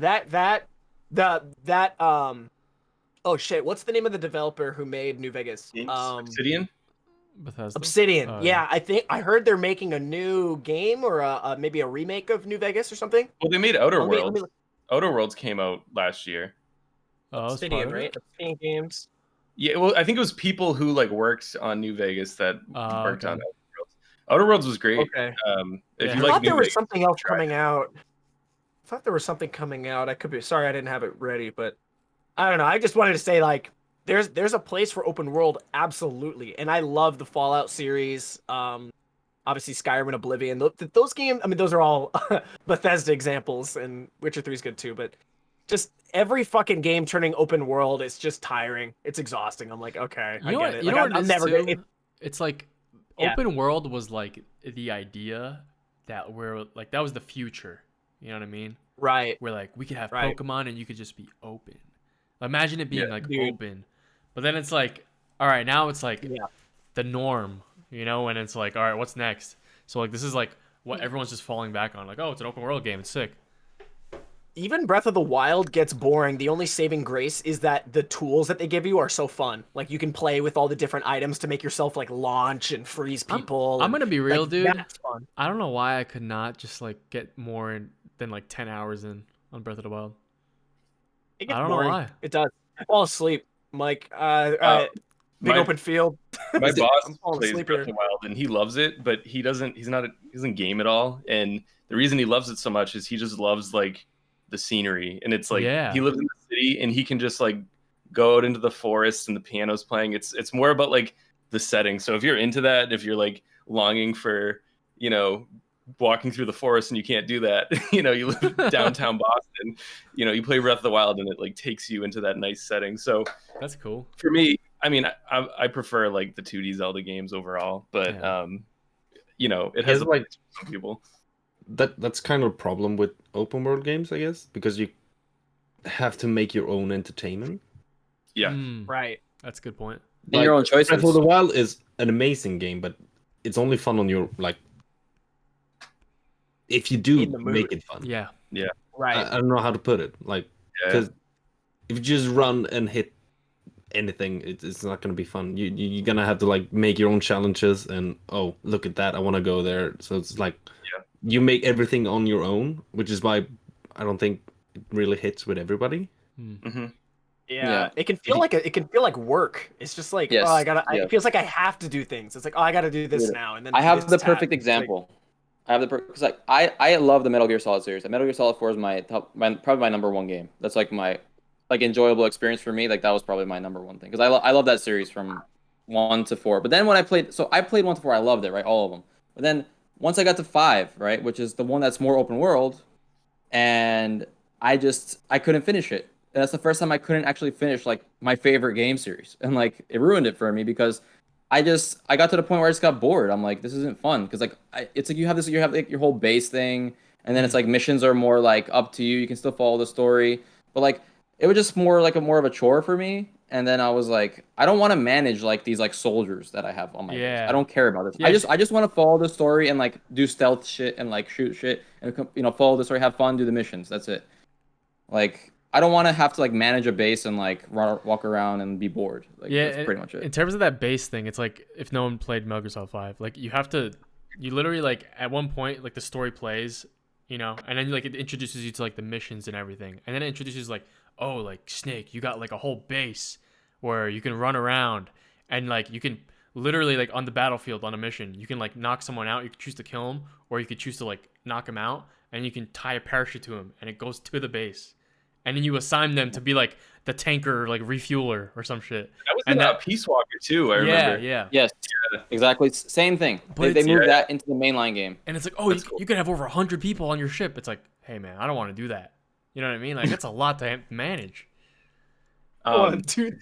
One game that was open world that I was in love with was Xenoblade Chronicles. I don't know if you guys ever played that one, but I want to play it. There's a lot of like people talk a you lot of said, shit Dan- about that too, no? huh? I feel like people talk a lot of shit about Xenoblade. The Wii U, well, right? the first one is the best one by far. But the fun of that, and like Danny, you said it, like you create your own fun with it, and like that game was like, oh, if you're walking around at night, like you're gonna see some giant monster who can one shot you. But if you like go into their area, you might be able to find cool shit, and it's like there's secret areas, and the map is massive, so literally just finding every area was fun for me because when you find that area, you actually gain XP. So it was like grinding while it like just walking around and adventuring. You know, I was in love with that game. I think it's great. Yeah, I will say that like you mentioned that they're having bosses that can one shot you. That is one of my favorite things when a developer, because Mike, you were talking about playing through. I think it was it Pokemon you were playing through recently, and you were just like, I couldn't lose. Like I couldn't. It was just you just Sword spam and Shield, A until you win, basically. Sword and Shield, yeah. And it's also like, well, spinning over to that topic, like you guys have probably seen that Twitch Plays Pokemon experiment, right? It's like statistically proven that if you spam buttons long enough, you'll beat the game. Because they do it. Like it's literally, you have a Twitch chat just spamming shit, and they're getting stuck in the menu and stuff, but they eventually beat the Elite Four and caught Mew and shit. Like you can't lose. So it is refreshing. As much as I was kind of saying how tiring open world games are, what was refreshing was playing The Witcher 3, going up to like the top of a mountain, feeling completely like, dude, nothing can beat me because I'm the Witcher. Like, I'm gonna kill everything. And this huge griffin comes out of nowhere, like, just one-shots me. And it's like, you're dead. And I had to go back and redo everything. But that fear of, like, death lurking around the corner goes a long way. It doesn't have to be Dark Souls-y. It doesn't have to be so difficult. It's just, like, that area, you can't go there yet because you're not high level enough. It adds this fear, like, oh, it's almost like Legend. Like, oh, that's the mountain. That's Mountain Doom. Like, don't go to Mountain Doom. Because if you go there, you're gonna fucking die. But if you can, like, but sometimes it's like you said, you make your own challenges. Like, I'm gonna go in there and try to stealth my way through, but you're scared because you're like, oh fuck. But when there's no risk, there's no fun. There's nothing to be scared of. So and then fun. Another fun thing it sounds like fun. You get to a point, like, because you'll see like an enemy that can one shot you, and it's like in an earlier area, and then you're like halfway through the game, and you're like, oh fuck, you know what? I'm gonna go back and fuck that thing up that fucked me up, because like now I'm ready. and I thought the Wild did that well too. Yeah, and then you realize like, oh, I'm creating my own fun because I'm not just like going in a straight line. I'm like thinking of going back. Just it's like it becomes like this personal thing, where you're like you want to go back and like. And you might get something cool out of it because you know it's technically something you don't have to. It's like an optional thing. Yeah, that's very fun. Yeah. That's like an example of doing it well. Yeah. Yeah, I think I had a similar experience with also recent. I think this past year, the Final Fantasy 12 remake came out. Oh and, yeah. 12 I think is one of my favorite. It's kind of like controversial, I guess. Not a lot of people like it. They added to it oh my god. But like even with that, they added like you can just like hold a button and you can go like double speed, which like I didn't know. It was one of my favorite games for a long time. Like I used to play it on PS2, right? But like I haven't played it for a long time. And once I played the remake and you play the normal speed, it's like this was really slow, man. Like very slow. Just walking everywhere. It's all open, almost like open world, but like with like different boundaries and stuff. But like being able to speed up, I was like, damn, like it actually. Like it helps a lot, but it also makes me realize that back then, even though it was slow as fuck, I was still like very interested and like very like engaged to the like the world. And like with that, like there was a first area where there's this huge fucking dinosaur thing that like you would look at it and you're like, oh, maybe I can like kill it or something. I don't know, but like it would always just destroy you. But and you're fighting like little cactuses. You're like, oh man, maybe one day. You know. Dude. Is that the online one or is that 11? That's 11. That's 11. 14. Okay. Yeah. I think I put like 100 hours. I put like over 100 hours into Final Fantasy 12. Yeah. Wow. That one feels like an MMO. It plays like an MMO, but it's a single player game. It's really good. I liked it. Cool. Hell yeah. Yeah, they have their place, man, but just with it's like the new game and it's open world with 5 times the map of Skyrim. You're like, fuck. Then I'm not gonna. Thanks for informing me of a game I'm not going to pick up because I'm gonna avoid it because that it's too much. But I mean, going back to Mike's question, right? Mike's asking if are games nowadays interesting. I mean, I think they are. Like, I mean, you see, definitely they're interesting games, but like, it's just a matter. I think the more thing that we should look at is like maybe how fun they are. Like, are games still fun? Because I think they might be becoming less fun than they were. Well, I was mentioning that. That game Dante's Inferno last week and how much I missed that game because that's another game that's kind of linear, like you're meant to go here then here then here, but the combat dude, it's like Dynasty Warriors where you're just fucking destroying. It's fluid and it feels good and you just feel like a badass. The music's rocking. that is what drives the game. I don't care what the story is. You're just beating the shit out of stuff, and that sounds so like guerrilla, like yes, give me guns, give me action, but it's so well done and it's so fun, and that's where Ratchet and Clank and Jack and Daxter are so good because the combat is just fun, and that's as long as it has that. But when it gets too realistic, like that Death Stranding game, I've heard it's good like as an experience, but you're literally like making the guy walk. And I know it's like an experimental thing, and I get that, but I would much rather have a game that's just like, you're flying, like just the fluidity of it has to be good. And I miss that. I miss that arcadey feel of games. Everything's so slow now, I feel. I don't know. But they're good, but they're just so different. That's why I was bringing up Biomutant, because it did remind me of that kind of type of feel. You gotta check that out. And I recently purchased, I think last podcast I was on, I mentioned I bought Bayonetta. And dude, I never got to play Bayonetta like when it came out. And dude, I loaded it up for like, I was like, dude, what the? I'm like, how is this on Nintendo, dude? This shit was insane. Right, that game is just like immediately like just throw you in it. Insane, it's awesome. And the combat is like insane too. It's so over the top, and like the just Ant knows like the beginning guy like that you meet, whatever. I don't know. Like, looking dude. I want Eric to just like watch that cutscene. Like so bad. I haven't played through it. From what I've seen, it looks like a game I would really enjoy. It's hilarious. It looks really fun. I love it. But I'm gonna look you forward to playing that. You mentioned how is this on Nintendo? I think Nintendo purchased it after the fact. I think it was out on PS2. Really? I think. Yeah. It was purchased. Yeah. Yep. Oh, it was really? sold to him. So like, because I agree. You look at that and it's like this hot chick, and you're like, there's no way Nintendo would endorse this. Like it's kind of sexual looking, but it's crazy. But apparently the gameplay was fun enough that they thought it was worth owning the franchise. So now it's in Smash and stuff, which is, it's weird, but it doesn't feel like Nintendo at all. Yeah. But I've heard it's very, very fun. That's not the only. So Platinum Games ended up coming out with what's that? Astral Chain. So that's the same. Yeah. So Platinum Games is known for like making the best combat. Like Nier Automata, they worked with Platinum Games to create the combat system. So like good action, like sword combat, that's Platinum Games.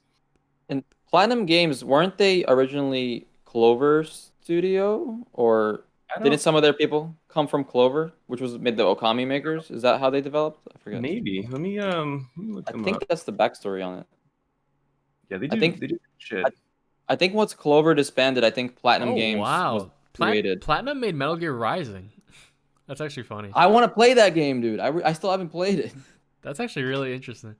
Metal Gear Rising was like there's one character in Metal Gear Solid Raiden, and he's kind of like the ninja kind of guy. It gets revealed, and he uses like a sword in this game, and like you actually like get to like do all the slices, and like you go slow motion and do as many as you want, and like the monster like gets cut up into all the pieces, and so some of the clips from it are so funny.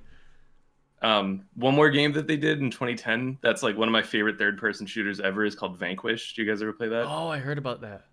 Yeah, I heard of it. Yeah, that game. It's like regular third-person shooter, but it's like over the top, like and you can do this thing where you slide on the ground and the game goes into slow motion, so you can just like shoot stuff while you're sliding. It's so good. Okay, I think I saw gameplay of that. So they kill the. Did you ever play? I played that game. I played that game. That game is fun. Yeah, it's really good. Have you ever played Super Hot, Anthony? Super Hot. My friend let me borrow his VR and I played it, and that was VR, right? Yeah. Fucking awesome, dude. You got like slow motion, and you can like pick where you're gonna shoot, and then it's fucking great, man. VR because you're like grabbing guns out of the air and like fucking throwing them. At literally people. Like dodging lasers and shit. Yeah, it's awesome. So cool. That's definitely my favorite VR game. Man, maybe I need to get back into VR, man. Maybe one day, we can go over if VR is like. Because I'm so confused about VR. It's such like a vague kind of world. Like I don't know what to buy. Like I don't know what to get. Like I don't know if it's a good time now or maybe we can talk about it another time. Yeah, I would love to talk about that because I used to. You were really into it. Eric, I was really into VR.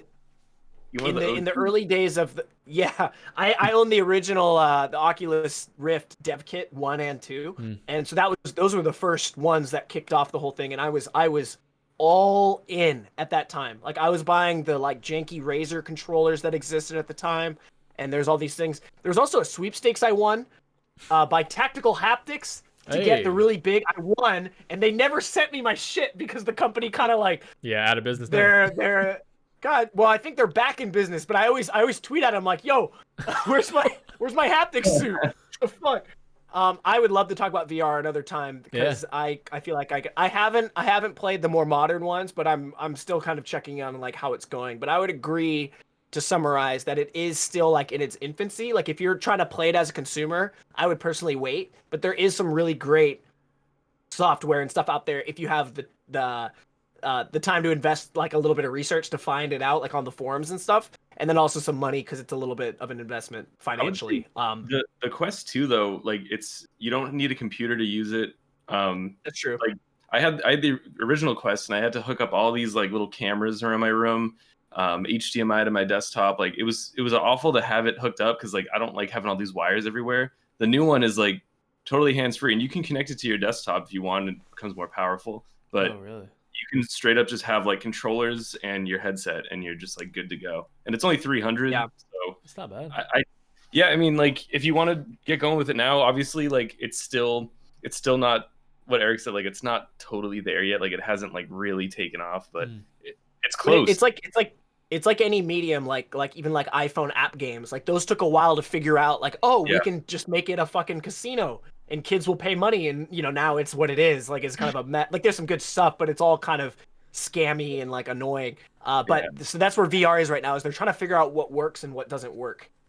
In the VR space. But that Half-Life Alex game looks awesome. I haven't played it yet. I played a little bit. That looks fucking good. It's cool. Looks good. The only thing though, like I can't play VR for more than like a half hour. So I like. You gotta take those ginger pills, man. You gotta take those ginger pills. But like Half-Life Alex is like this full campaign, and like I like games like Super Hot and that other like rhythm game because it's just like you just like switch off with your friends and it's like real quick. Like to sit there for like 6 hours playing a shooter campaign, it's kind of a lot for me. Another thing with like the Alex is the movement is like the touch and go, right? You can choose how you want to do it. So you can like point at the ground and it will like teleport you forward. Yeah.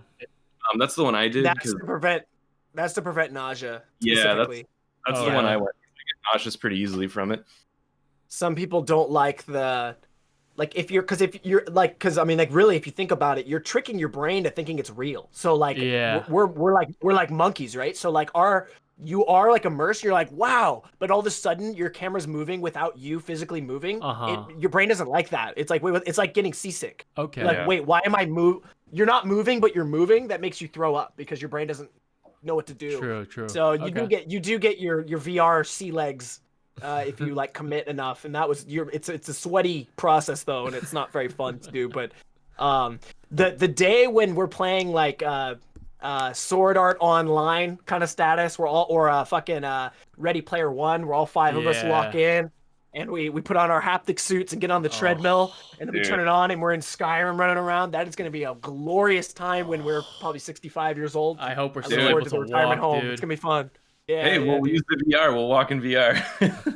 We'll get our daily walks in for sure. Yeah. Do you guys mind if I show one more pickup? I don't know how long you guys are wanting to go today. I can go for a while, but I picked up one more rare game that I forgot to show. Sebastian, you might know this one. Let's see it. I found this. It was about $30. So by Japan terms, that's kind of on like the intermediate rarity for a Game Boy game. I found Alien versus Predator loose. That's cool. It's actually a really cool game. It's one of those games where you have like 3 lives, and if you die, you have to start from the beginning. Kind of a classic, kind of like Batman Returns on the Super Nintendo, like a beat 'em up game where or like Castlevania, right? You're gonna play it a bunch until you can eventually do it in one go. Very fun. It was $30. I have not seen that game. Yeah, if you Google it, I think you'll see like the sprites are kind of goofy. He's like this massive character, and he looks kind of hilarious. You play as the Predator, but it's fun. And if you look at reviews, people usually say it's actually it's a pretty good platformer. So I saw that and was like, oh, I've never seen that. It's kind of rare. I'll pick it up. Yeah, I also got Fable in English on the Xbox. Nice. Oh yeah. Does not work on Japanese Xbox, is what's written here. But that's I wanted to own an OG. No, I wanted the American one. So this is cool. Yeah. It was only $5. You can't mess it up. One game that I got when I bought like kind of like within a year, I bought like a Game Boy Pocket, I just found it on eBay randomly, and it was like it came with that case. I don't know where it is. I'll show it right now, but it's like the black Game Boy case, and you could put your Game Boy in there, and you could put like a bunch of games on the top, and it came with a couple games. It came with Lion King. It came with something else, and then it came with Killer Instinct, and I was like, yo, that must be cool, like Killer Instinct on a Game Boy. Dude, it is the most. I didn't know that existed. It's unplayable. Like you cannot, like there's no way to win. Like I tried everything. I tried playing on easy. I tried playing on very, like you just can't win. It makes 0 sense. Unless it's a puzzle game or a platformer, Yeah. it doesn't really belong on the Game Boy. Dude, like fighting, like it's impossible. It looks bad, dude. Yeah, it's not good. Think about it. You have 2 buttons. It looks so bad. Like, what are you gonna do? That's funny. The backgrounds are like the worst thing I've ever seen. Not it's like good, it's like an image, and it's like black and white, It's and really it's just not like good. you don't even know what it is. Do you have any like shovel like garbage trash games like that you're like you got it and you're like, dude, what is this? I probably have a lot. I think I have a in-box Tamagotchi for the Game Boy. It's just like completely crap. Like it's not worth playing. Probably not as bad as that, but I'm trying to think of some other games. Do you guys have any other games? Because I obviously showed games I'm ashamed to own. I think they also put Mortal Kombat and Street Fighter 2 were also for the Game Boy, and those are also unplayable. They're like the frame rate slowdown is so ridiculous. It was literally just like a selling point. Like you can play on the go, but it's ass. It's not the same game. Like I'm looking at this gameplay, dude. This looks funny. So, at least. Of course, I have a lot of bulk, like shitty PS2 games and everything, but I don't think I still have it. But I remember because I have to try all the consoles that come in. And I usually just pick the first game that I see so if I try a PS2 game, I just take one from the shelf. It doesn't really matter which one. So I remember I picked like a stable simulator, as you took care of your stable and your horse and everything. And it's super shit, and you can like ride a horse and the controls are horrible. But I remember I tried it out just to try out the console, and then like half an hour later, I just holy shit, I'm still playing this shit. I just tried to figure out what I'm supposed to do. I have a question. In this shovelware title, are you required to shovel horse poo? Yes, It's like the definition of shovelware. You can. You have to shovel shit. Like, you have to literally Clean up shovel the shit. Yes, you do.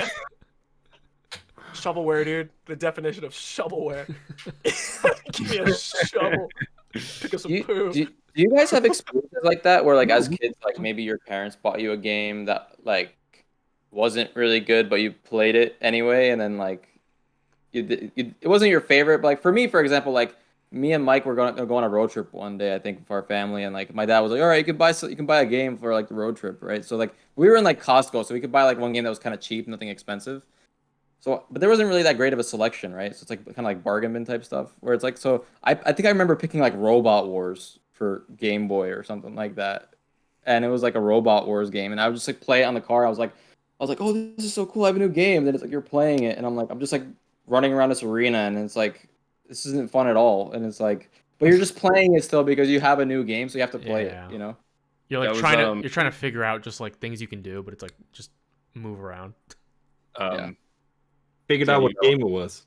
It wasn't on the PlayStation 2, it was the PlayStation 1. It's called Lusen Natbors Presents Riding Star. Oh. It's an interactive horse portal, completely in Swedish. Oh my It's the God. Sweden experience. Wow. It's the Sweden experience. I Dude, love- Japan has way too many horse derby games. Derby Stallion, dude. Let's remake it. They're into that. They just released it on the Switch, and it's $80. Derby Stallion. What the That's fuck? pretty good. What the fuck? Ant's $80? Ant's getting on his Switch right now. He's like, oh. That's more than a AAA title. It's like, dude, I shouldn't have had that beer purchase. Derby Stallion. And did you have a game like that?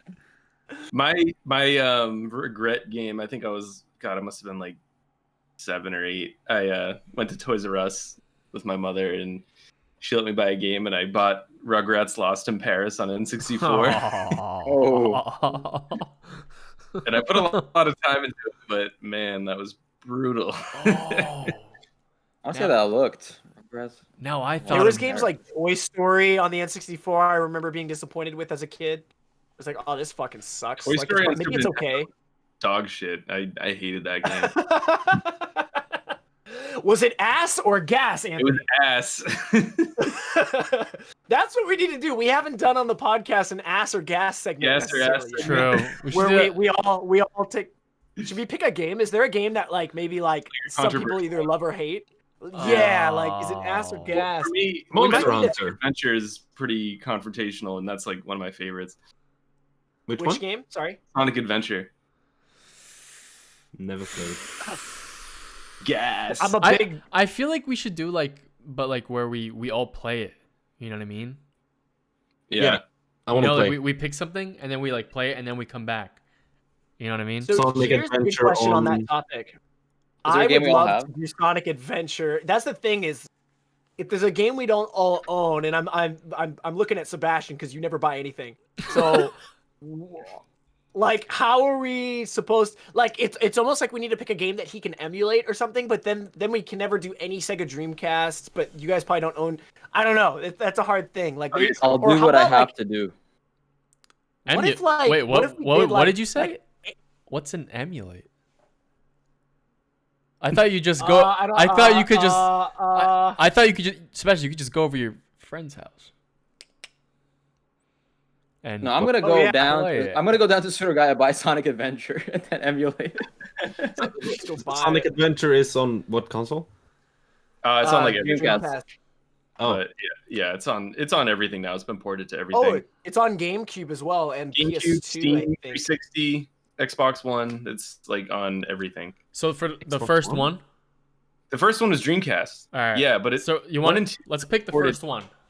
thing. Sonic Adventure 1. Yeah, I guess if you can't play it, you could just watch gameplay footage and give an opinion. But Yeah. it's kind of different. I it's I got different. it for you guys. Like we'll talk after the Yeah. show. Yeah. okay. Because I speedrun Sonic Adventure. At least I'm like trying to learn how to, so I can show you a way to get like the best. Here's the thing: the Dreamcast version is considered a better version than the re-release because they changed the like textures and the gameplay's a little janky on some of the ports. So Color's like- brighter on the GameCube one. The Dreamcast color is a little bland. That's the the only difference. people like the Dreamcast colors better though. People like the Dreamcast graphics better.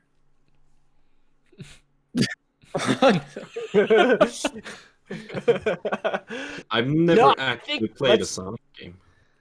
let's Whoa. let's Whoa, discuss whoa, after whoa, the whoa. podcast some ideas for like- Danny never Yeah. played for that. 'Cause Sonic. That could be a good segment. We could do like Cave Noir. Because I want to play that game soon. That'd if be you guys cool. want to do I'm that, down. I could go pick that up. I'll pick it up too. Sebastian, we could probably go pick. It's like $10. I saw it the other day at Sudagaya. We could go get it. I'll play it in It's Japanese. gonna be a hard game for me to get, but I'll look it up. Danny, I'm with you on the Sonic. I never grew up playing Sonic. I only just I now never started played, playing. but I never played a single game with Sonic in it. Wow. Yeah. Like you haven't even You tried never like played Sonic Mario the and Hedgehog Sonic 3. at the Olympic Games? No, you'd like Oh, Sonic Mario Mania. and- like Fun. growing up, I never even heard of Sega. Sega, Oh. I don't know. It is quite big here in Sweden, like the Sega Mega Drive or your Genesis. I was the same way. Only Nintendo for me and Yeah. Sony. I didn't know what Sega was. Microsoft. Unfortunately. But like, So but later on, like Sonic the Hedgehog games like got ported so many times to so many different things. know, that right? I felt like you could have come across it. since I was a big Xbox 360 guy, I should have because there's a lot of Because like Oh, dude. they have the Sonic Sega Genesis 07 for the collection. 360. yeah, right. But I don't know. I Danny, never you have to play played it. Sonic 07, the best version of Sonic Sonic on the O- Xbox 360. Absolutely. Sonic 07. Sonic Yeah. 06, right? 06 or 07? I think it's 06. 06. Is Sonic sorry. Heroes good? Sonic Hero. No, it's not as good as Sonic Adventure. Best song ever. I think Sonic Mania is really good. You should try that one. I want to be a hero. Dun, dun. Ah. Oh, all I right, think so that's there- a great idea if we could all Yeah. like pick a game, and even I would say as long as how about this? Like, if like we'll talk about this after today's podcast, but like if there's a game that at least like 2 or 3 of us want to play, maybe like 3 of us could pick one game and the other 2 could pick another game or I don't know, like because we could switch all right, like let's switch to the segment like Anthony, Sebastian, and Danny, you all played this game. Give all your opinions on then ass or gas, and then we vote. Like I think that it doesn't have to be all 5 of us, although that would be ideal, but it's not realistic that we're all gonna own all of the same games because of finances and stuff. So I think as long as we had a few of us doing it, that could be a fun segment to do moving forward. I would love to do that. That would be very fun. Let's Cool. do it. Yeah, let's do it. That'd be Yeah, I mean, we're at an hour 45 minutes. I think, this might be a sweet spot to end this ad, but, I think we had a great day today. I think we got to a lot of different points. Talked about some serious stuff. Hey, I had a great time. How'd you guys have it? How was it? Oh, Everyone good? as always, pleasure. sorry to show you guys my game. Hey, Eric. I only. Oh, sorry. Well, I have a request, but you finish what you're saying. No, I was just gonna say sorry again for the game pickup that I had. I bought it literally just for this, so I'm gonna go hide it now because I don't want it. It's been in my office for like a month. That's why it's been bothering me. Is every time I go to my office, I just see fucking Hitler sitting there, like, God damn it, I don't want this at all. Eric, So you can make up for it by playing us out. I like that. On the piano? Yeah. Or Or harmonica, that. whatever instrument you feel. You got to get it set up. Nope. I can I do want to the see him do harmonica and piano at the same time. All right, I'll talk us out, and Eric will end us with a nice little song. So thank you guys a lot for listening to the SCANLINES podcast. You know where to find a podcast, man. We are on all audio platforms right now. You can listen to whatever you want. We got on YouTube with the video. We're going to have some graphics up there. SCANLINES podcast for Instagram. And that's it. Thank you so much for listening. And I'm going to put it away to Eric. Yeah, let me...